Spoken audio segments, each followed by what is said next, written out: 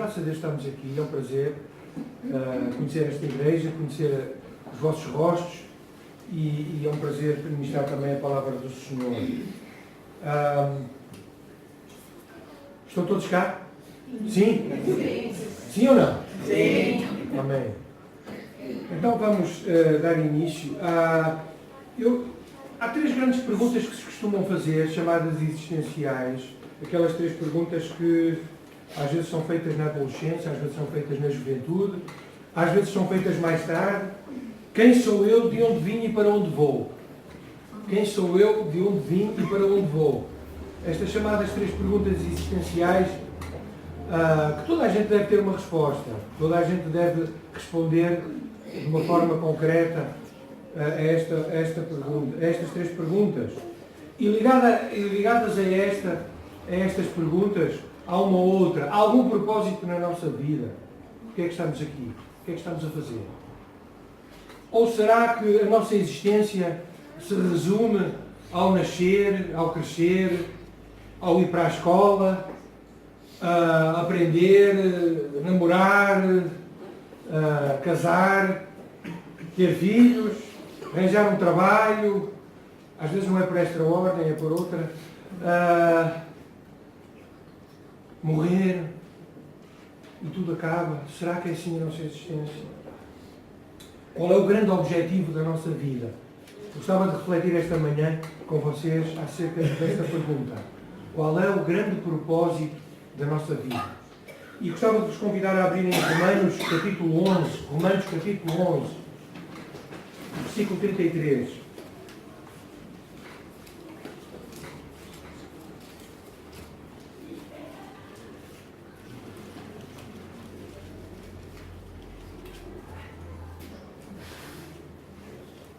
Então diz assim a palavra do Senhor. Romanos, capítulo 11, versículo 33 até o 36. Ó profundidade das riquezas, tanto da sabedoria como da ciência! Quão insondáveis são os teus juízos e quão inescrutáveis os seus caminhos!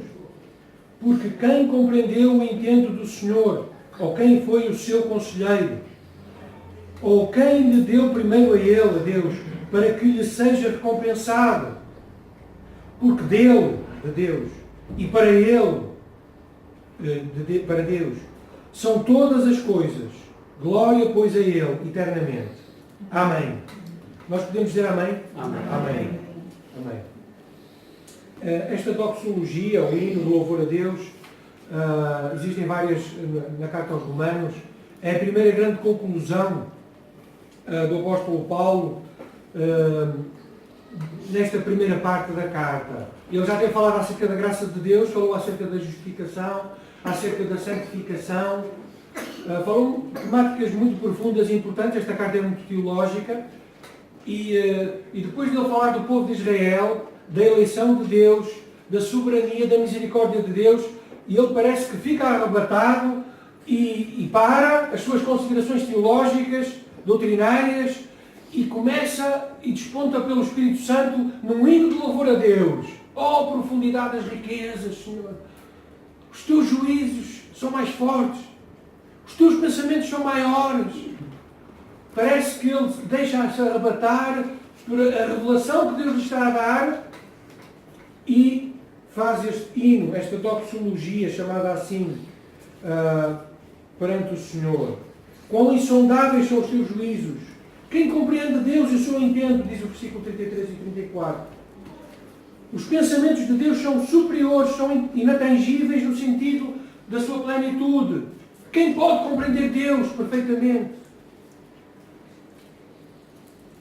Às vezes fico com a impressão de que há crentes que sabem toda a Bíblia de cor, e isso em si não é mau, mas parece que conhecem tudo o que há a saber sobre Deus, têm as respostas na ponta da língua sobre tudo o que está na Bíblia, conhecem tudo acerca de Deus, e a componente do mistério que é tão presente aqui nesta passagem parece que fica um pouco arredada da sua compreensão. Desperceber o mistério em Deus é não perceber o verdadeiro Deus. Deixem-me dizer isto, em primeiro lugar.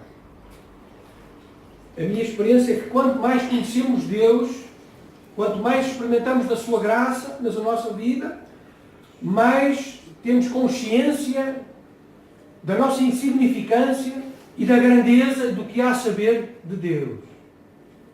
Eu não sei se estão a ouvir todos. Quanto mais avançamos na carreira cristã, mais desconhecemos daquilo que Deus é. Porquê? Porque a grandeza de Deus é muito maior do que aquilo que nós sabemos e conhecemos. Então, desconsiderar este mistério que está presente em Deus é reflexão. Mas, deixem-me dizer isto. Existem coisas claramente reveladas por Deus.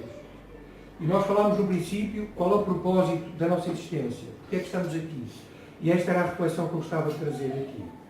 O último versículo deste hino lança alguma pista acerca deste assunto. E diz assim: porque dele, de Deus, e por ele, por Deus, e para ele, para Deus, são todas as coisas.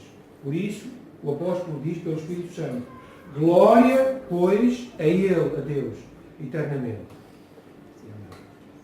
Então, a pergunta que pode estar na nossa mente é: qual é o fim principal do homem? Qual é o objetivo principal? Porquê é que nós estamos aqui? Porquê é que nós vimos à igreja? Porquê é que não vimos? Porquê é que nascemos? Esta realmente é a grande pergunta do ser humano. O breve catecismo do Westminster, que foi feito em 1658, mas continua muito atual, deixem-me dizer, responde: o fim principal do homem é glorificar a Deus e encontrar prazer nele para sempre. Eu vou repetir. É a primeira pergunta deste catecismo. São 107 perguntas e respostas. Então, à pergunta: qual é o fim principal do homem? Este catecismo responde: o fim principal do homem é glorificar a Deus e encontrar prazer nele para sempre. Isto também leva-nos a pensar porque é que há alguns cristãos que não têm alegria, porque é que não têm prazer. Porque às tantas não estão a glorificar o Senhor. A sua vida não está a glorificar o Senhor. Ou então podemos pensar que estão sufocados pela glória humana, pelos prazeres, pelos desejos, por si próprios. E isto não traz satisfação eterna, nem permanente. Pode dar alguma satisfação, mas passado algum tempo ela se esvai. Podemos também concluir que muitos cristãos não têm prazer em Deus porque não são cristãos. Vêm à igreja, assistem aos cultos, se lhes perguntarem até dizem que são evangélicos, mas efetivamente nunca nasceram de novo. Nunca experimentaram o toque precioso da graça de Deus. Nunca perceberam os seus pecados. Nunca os confessaram. Nunca clamaram pelo sangue de Jesus. Chamam-se cristãos, mas de facto não são. Por isso não têm prazer. John Piper, um autor que eu gosto bastante, disse: a felicidade de Deus em Deus é a base da nossa felicidade em Deus. A felicidade de Deus em Deus é a base da nossa felicidade em Deus. Neemias dizia também, e disse: a alegria do Senhor é a nossa força. Então a força do cristão está na alegria em Deus.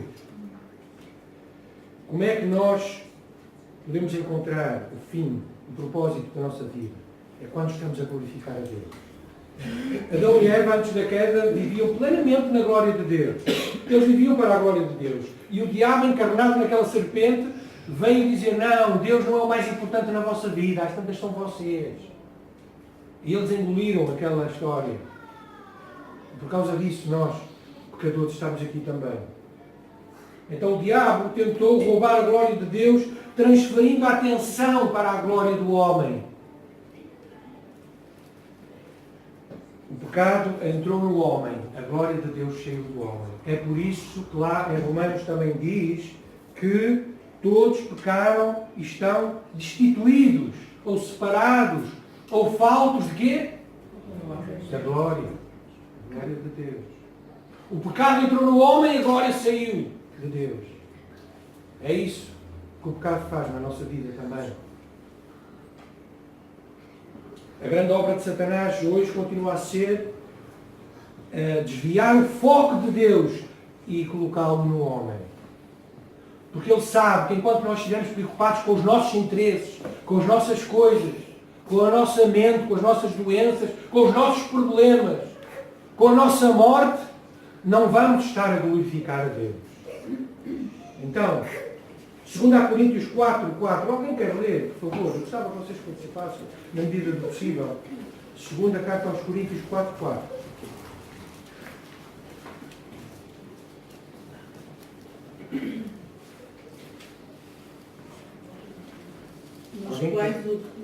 Nos quais os deuses deste século cegou os entendimentos dos incrédulos para que o sinal resplandeça à luz do Evangelho, da glória de Cristo, que era a imagem de Deus. Então diz aqui que o Deus deste século, obrigado. Quem é que é o Deus deste século? É o diabo, é Satanás. Cegou os entendimentos dos incrédulos para quê? Para que eles não vissem a glória de Jesus e a glória do Pai, a glória de Deus. Então, a obra de Satanás continua a ser esta. Desvirtuar a obra de Jesus, cegando os olhos e os corações dos incrédulos, para que não resplandeça a glória de Deus, porque este é o grande fundamento, é o grande princípio, é o grande fim, é o grande objetivo do ser humano. Que resplandeça a glória de Deus no coração do ser humano. Mas a criação manifesta a glória de Deus. Lá o Salmos 19:1 diz: os céus manifestam a glória de Deus e o firmamento anuncia a obra das suas mãos. O sol, a lua, as estrelas, os planetas, o universo na sua grandiosidade fala da glória de Deus. Fala de Deus. Porquê? Porque eles estão lá dizendo: há um Deus Criador. Isto não está lá por acaso, como nos ensinam nas escolas. Não foi uma explosão sem sentido que causou aquilo. Aquela ordem toda. Não. Esta ordem, esta grandiosidade, este mistério foi causado por Deus, o Criador. E eles também estão lá, falando-nos da sua glória. Quem é que nunca foi para junto da praia, do mar, um pôr do sol, e aquela coisa maravilhosa enche o nosso coração? Porquê? Porque aquilo fala-nos de Deus. Ou aquela primeira chuva, quando cai a seguir ao verão, e vem aquele cheirinho, a terra, não é, misturada com a chuva. Coisa boa, não é? Todas estas coisas falam de Deus à nossa vida. Servem para nós pensarmos que há um Criador e que fomos feitos para glorificá-lo. Então a criação manifesta a glória de Deus. Mas a maior revelação da glória de Deus é o Senhor Jesus Cristo. No primeiro Natal, quando os anjos vieram anunciar aos pastores, o que é que eles cantaram? Glória a Deus nas alturas. O Senhor Jesus tinha nascido. A grande manifestação da glória de Deus é o Senhor Jesus Cristo. E o seu nascimento já vinha falar dessa glória. João 17:4-5. Alguém quer ler, por favor?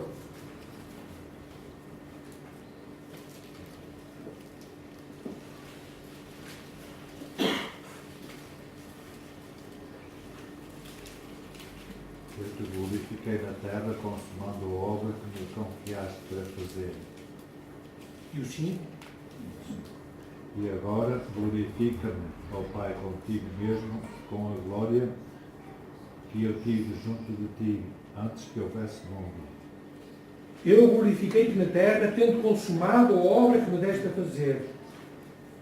Qual foi a grande obra que o Senhor Jesus veio fazer a este mundo? Foi resgatar, foi salvar aquele que se havia perdido. E Ele veio para buscar a tua vida, a minha vida. E Ele está aqui ainda à procura daqueles que lhe pertencem, que ainda não são dele, que ainda não se entregaram a Ele. E Ele hoje também está aqui, a completar essa obra. Mas a grande completação foi feita na cruz. E o Senhor Jesus foi até ao fim. Ele disse: está consumado. Está consumado. Então a manifestação da revelação da glória de Deus foi expressa na cruz.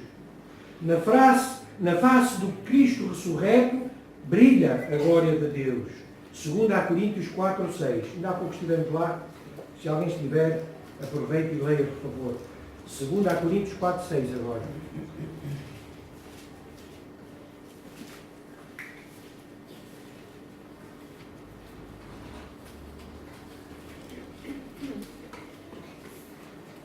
Porque Deus que disse que das trevas resplandecesse a luz, a quem resplandeceu em nossos corações para a iluminação do conhecimento da glória de Deus na face de Jesus Cristo. Então, na face do Cristo crucificado, brilha a glória de Deus. A glória de Deus foi manifesta no Cristo crucificado. É para lá que todos os homens devem brilhar. Se queremos glorificar a Deus, temos que olhar para a cruz. Tudo começa lá. E é essa pergunta que vamos ver agora a seguir. Como é que nós podemos, de facto, glorificar a Deus? Como é que nós podemos glorificar a Deus mais? Se nós estamos a glorificar a Deus, como é que podemos glorificar a Deus? Primeiro, perceber que fomos criados para a sua glória. Efésios 1, 11 e 12. Outro irmão ou irmã pode ler, por favor. Efésios 1, 11 e 12.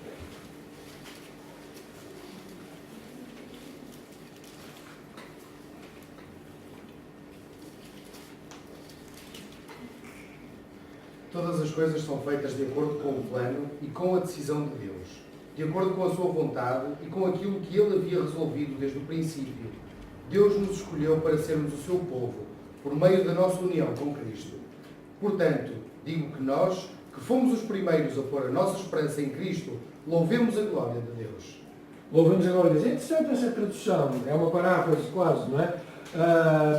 Mas fala na mesma, no versículo 12, não é? Sim, Acerca da glória de Deus. Nós fomos criados por Ele, fomos feitos para quê? Para a sua glória. O nosso grande propósito é que fomos criados para a glória de Deus. Não foi só para casar e ser felizes. Não foi para fazer filhos só. Espero que façam muitos, para encher a igreja. Mas, e também não foi só para estarmos de bem com a vida, como agora ouvimos tanto. Não foi só para encher a nossa cabeça de conhecimento bíblico ou de outro conhecimento qualquer. Nós fomos criados para a glória de Deus, o Criador. Deus Pai, o Senhor. E é para isso que estamos cá. Efésios, Isaías 43, 7. Isaías 43, 7. Outra passagem que comprova o que é que fomos criados.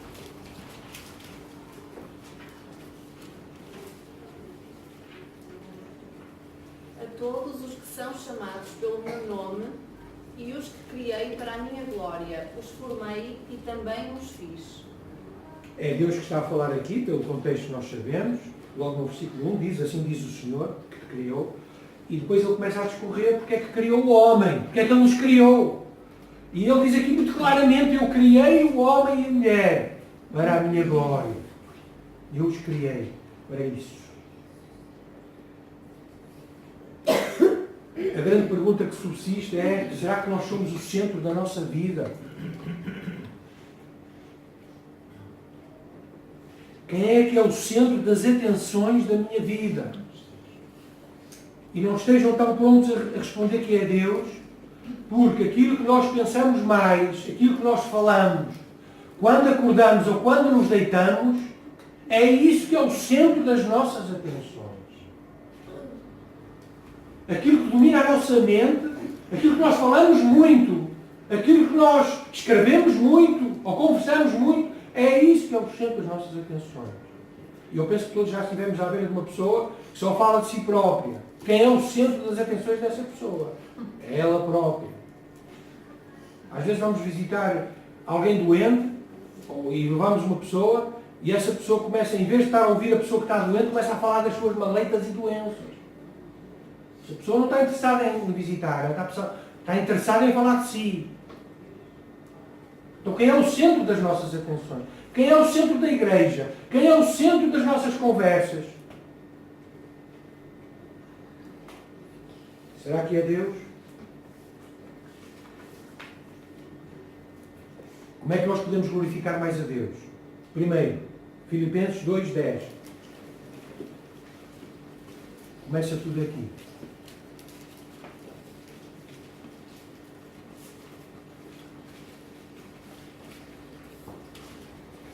depois de percebermos que fomos criados para a sua glória, precisamos tomar uma decisão. Filipenses 2:10. Para que ao nome de Jesus se dobre todos os joelhos dos que estão nos céus, na terra e debaixo da terra. E o 11 diz: E toda a língua confesse que Jesus Cristo é o Senhor, para a glória de Deus Pai. Deus criou-nos para a sua glória. Mas nós, com a nossa língua, o nosso coração, precisamos confessar que Ele é Senhor. E quando confessamos que Ele é o Senhor da nossa vida, é aí que estamos a glorificá-lo. É aí que lhe estamos a dar glória. Fomos criados para o glorificar. Depois de percebermos que fomos criados para o glorificar, para lhe dar glória, precisamos, acima de tudo, e em primeiro de tudo, confessar os nossos pecados, clamar pelo seu sangue na nossa vida, crer que é o Senhor que nos salva e salvou. E é aí que vamos glorificá-lo. Mas não só aí. Porque a grande glória de Deus começa aí, mas não termina aí. Porque há uma passagem maravilhosa que diz que tudo quanto devemos fazer, nós vamos ler a seguir, devemos fazer para a glória de Deus. 1 Coríntios 10:31. 1 Coríntios 10:31.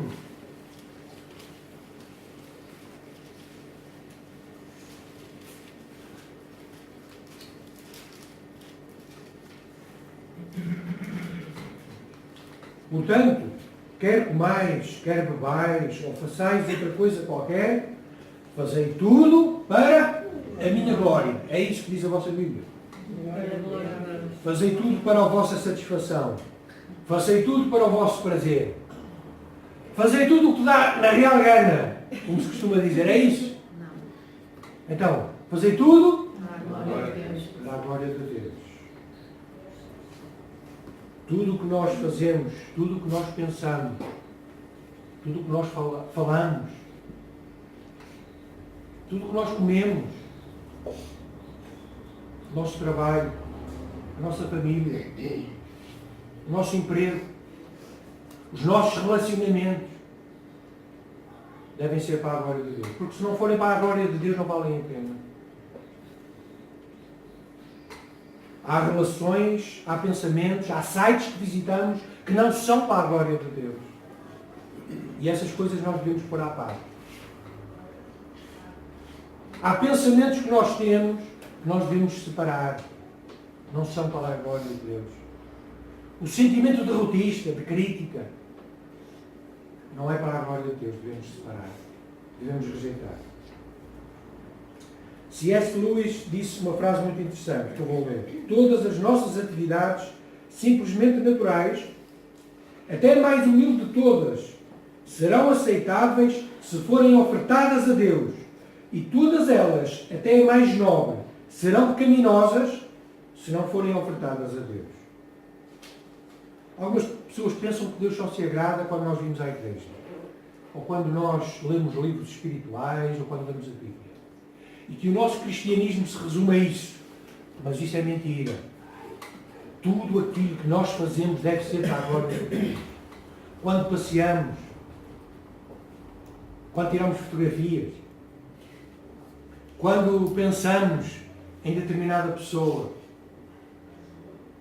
quando pensamos em namorar, quando pensamos em arranjar um emprego, quando pensamos em sair do emprego, tudo isso deve ter uma pergunta subjacente. Qual é? Isto vai glorificar a Deus? E se a resposta é sim, então avançamos. Se a resposta é não sei, melhor é parar. Melhor é orar mais. Mas se a resposta é não, melhor é cortar. É melhor entrar no reino de Deus sem um braço e uma perna do que entrar com eles em pecado. Isto quer dizer que há coisas na nossa vida que precisam ser cortadas. A glória de Deus não contempla pecado, não contempla mancha. E é disto que estamos aqui a falar. Então, as minhas palavras, as minhas atitudes, os meus relacionamentos e objetivos estão a glorificar a Deus? A pergunta, será que isto é glorificar a Deus? Está presente na minha existência?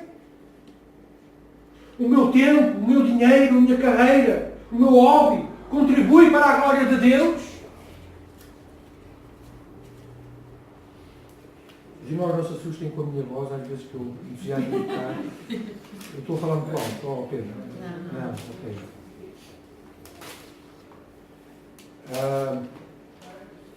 Por último, gostava de dizer uma coisa. O Evangelho verdadeiro glorifica a Deus. E deixem-me partilhar isto. Eu vou a muitas igrejas e conheço muitas congregações boas, a maior parte delas boas, como esta, certamente. Mas conheço algumas outras que não são assim tão boas. Porquê? Eu não vou dizer nomes, isso não interessa. Vamos falar do problema, da doença. Porquê? Porque são igrejas que se baseiam em si próprias. Baseiam-se nas atividades. Baseiam-se no homem. A sua pregação é água com açúcar. Satisfaz, mas não cura. Não falam de pecado. Não falam do diabo. Falam só das coisas boas, da Bíblia.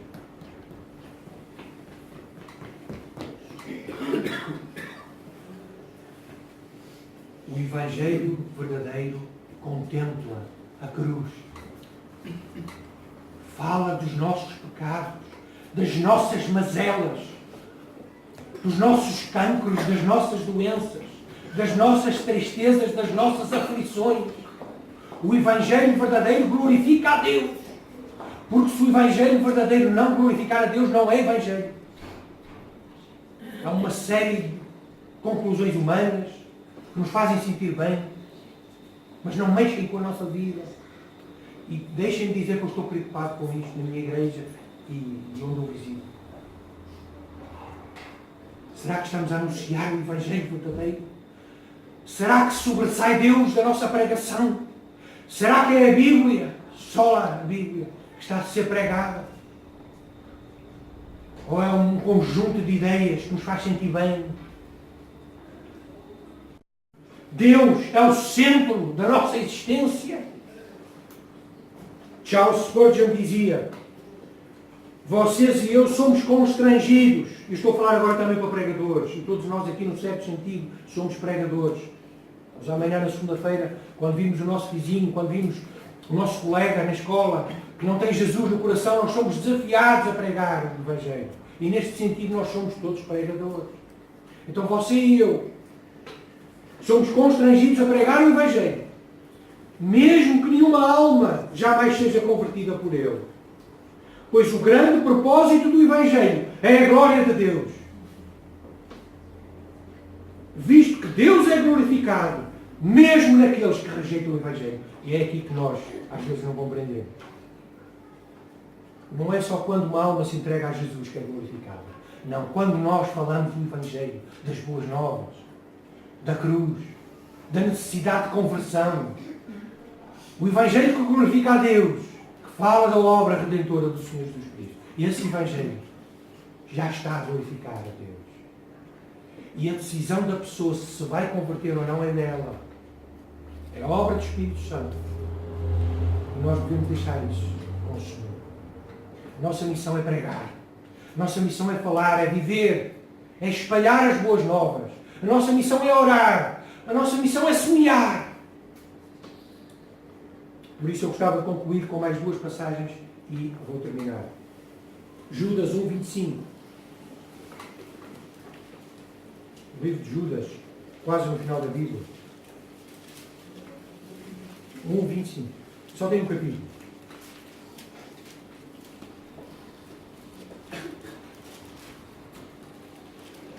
E o apóstolo Judas termina a sua carta, que é muito pequenina. Eu aconselho a ler com este versículo maravilhoso, que eu gosto muito. Ao único Deus, Salvador nosso, por Jesus Cristo, nosso Senhor, seja glória, majestade, domínio e poder, antes de todos os séculos, agora e para sempre. E nós dizemos amém. Amém? Então, glória a Deus, diz aqui. Por quem? Por Jesus Cristo. A Ele seja glória e majestade. E por último, 1 Timóteo 1,17. O versículo fala por si. Primeira carta a Timóteo 1,17.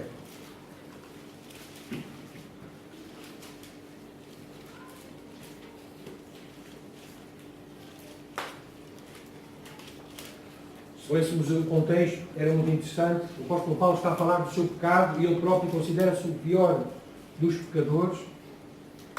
E se ele era o pior dos pecadores, eu sou o segundo. Mas ele depois nisto tudo, considerando o seu pecado, considerando a misericórdia de Deus e a graça de Deus, ele conclui com este versículo 17. Ele diz: ora ao Rei dos séculos, imortal, invisível, ao único Deus, seja honra e glória para todo o sempre. E nós mais uma vez dizemos amém. Porquê? Porque é Deus que merece a glória. Não somos nós.